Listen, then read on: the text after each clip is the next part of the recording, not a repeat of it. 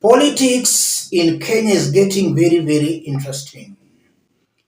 Rigathi Gachagua was today at a televised live interview in Kakamega, where he made some very interesting remarks I want us to listen to here. But before we listen to Rigathi, let me start by saying this. If the political status quo in Kenya remains the same till 2027, then we will be having two main political camps. One camp will be led by William Samoei Ruto. The other camp will be led by Rigathi Gachagua. Whether Rigathi will be on the ballot or not, he will be the one calling shots in the opposing camp to William Ruto's camp. So it's incumbent upon Kenyans to decide, do they want to go with William Ruto or do they want to go with Rigathi Gachagua? Those will be the main camps in the event the status quo remains the same till the next election. Let's now listen to Rigathi Gachagua, for his sentiments are going to inform the basis of our analysis right now. Listen to this.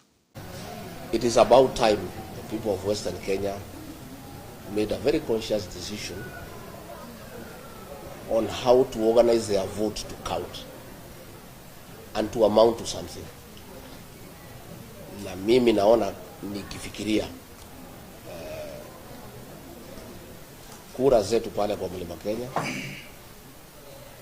na za watu ya magharibi zikiunganishwa, alafu tuongeze za Wakenya wengine, tutakuwa very successful. Hii ni kitu lazima mufikirie kama jamii, ya kwamba ni makosa jamii kwenda kwa serikali kupitia kwa mtu ya nje. Nyinyi mjipange, muandikishe kura milioni 5, muungane na sauti moja, tutakutana kwa meza ya Kenya. Mimi nitakuwa pale na watu yangu, nyinyi mkuje na viongozi wenu, watu wa Western wakuje, wale ya Coast wakuje, wale ya Rift Valley wakuje, tuongee, tupange hii Kenya pamoja. Lakini haionekani vizuri ya kwamba jamii nzima ambaye kura yenu hata ni mingi kuliko ya yule Raila Odinga, ya kwamba mnapitia kwake kufika kwa meza ya kitaifa. Ni makosa kubwa sana. Na mimi ningetaka kuchallenge jamii ya Waluya. Lazima mkubali ya kwamba nyinyi ni wengi na mko na uzito wa kutosha kisiasa wa kufika kwa meza ya kuongea mambo ya Kenya bila kupitia kwa broker yote, mkuje direct. Hiyo ndio ombi langu. Let this region be united. 5 million. Wale watu ya Lower Eastern wakiongozwa na Kalonzo Musyoka 4 million. Sisi pale tuko na karibu 9 to 10. Watu ya Coast wakuje, wengine wakuje, tuongee. When I was saying we had an agreement ya shareholding, Wetangula and Musalia negotiated a 30% stake in the government. Not just their two positions. Walipopata hizo mbili wakanyamaza wakatosheka. Mimi nilikuwa napigania nyinyi kama mna rafiki watu ya Western katika Kenya hii na katika Gachagua. When I was fighting kwa shares, yenu ilikuwa kwa karatasi imeandikwa. Don't be cowards. It is there, it is written. So kama mna rafiki mnaweza tegemea kwa hii Kenya na katika Gachagua. I meant well for this region. Sasa wabunge wenu wakaambiwa ati mimi ni mkabila nauliza shares. Na ile shares nauliza ni yenu. Ile mimi nauliza yangu is not written anywhere. Rais anaweza ruka ama asiruke, lakini yenu haiwezi rukwa. Let's put the remarks into perspective.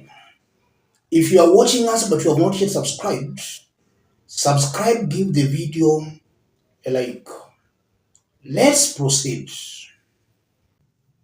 Rigathi Gachagua is attacking the Luhya community for rallying behind Raila Odinga and not one of their own.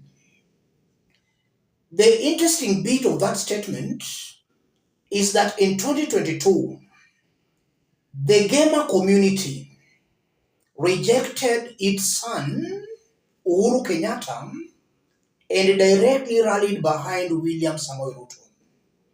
That's exactly what the Luhya nation also did. It rejected the likes of Musalia and rallied behind Raila Odinga.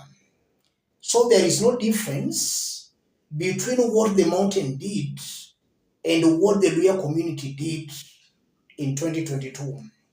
I just don't understand why Rigathi feels that the mountain was right while the Luya nation was wrong.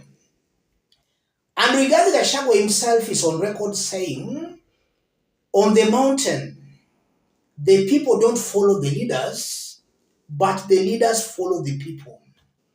Rigathi himself is on record saying that in public, in broad daylight.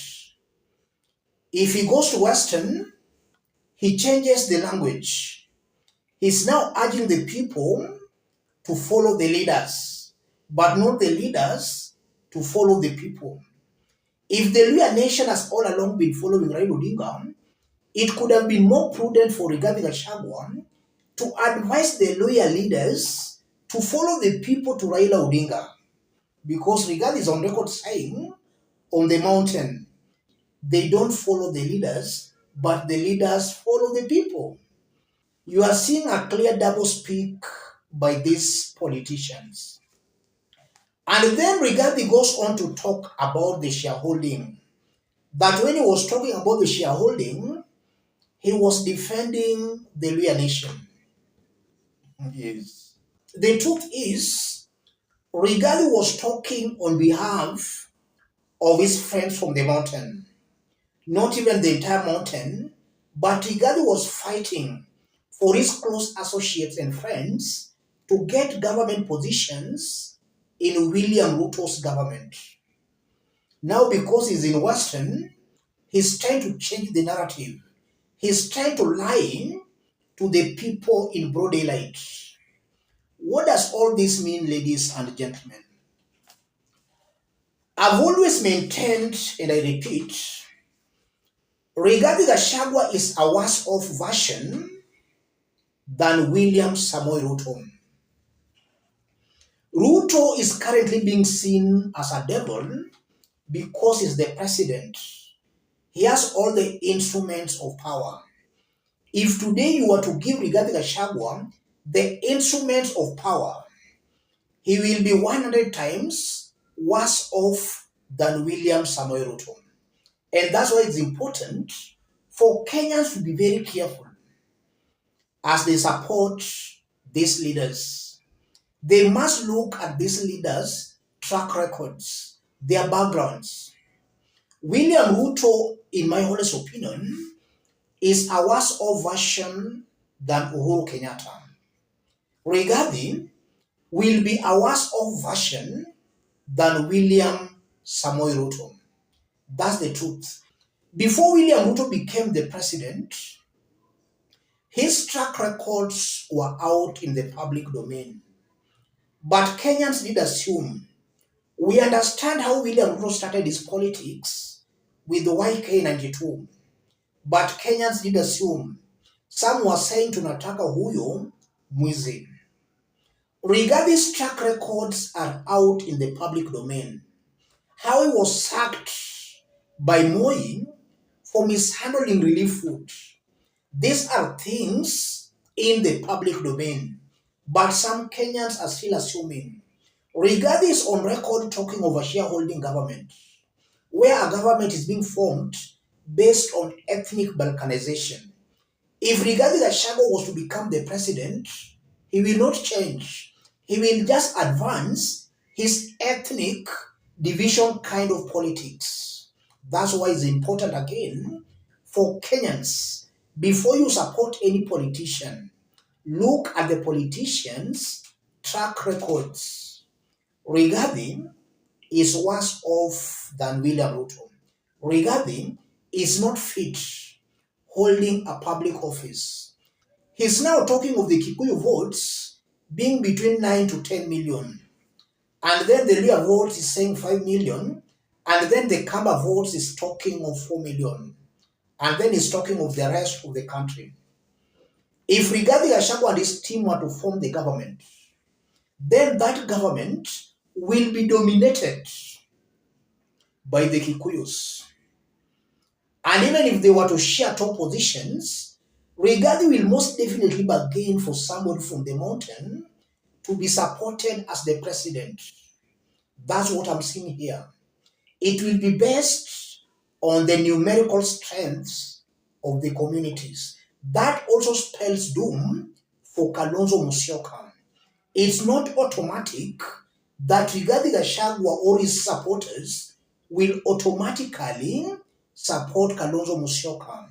On the negotiating table, Kalonzo will be shown his numbers and he'll be told that your numbers are less than even the Luhya community. So we can't give you the topmost position. That's exactly what I'm saying here. And that's why it's important for Kenyans to reject this style and brand of politics where ethnic communities gang up together against other ethnic communities. Kenyans should go the tribeless way. If they go this regarding Gachagua's route, William Ruto will win very early in the morning. And that's something I keep on repeating. If this is the route, this ethnic balkanization, this shareholding kind of a talk, William Ruto will win very early in the morning. Let me stop it there. In case you are watching us outside Kenya, drop a comment, let us know from which part of the globe you are watching us from. And if you want to support our forum, that's my number. Let's meet in our next analysis. Thank you.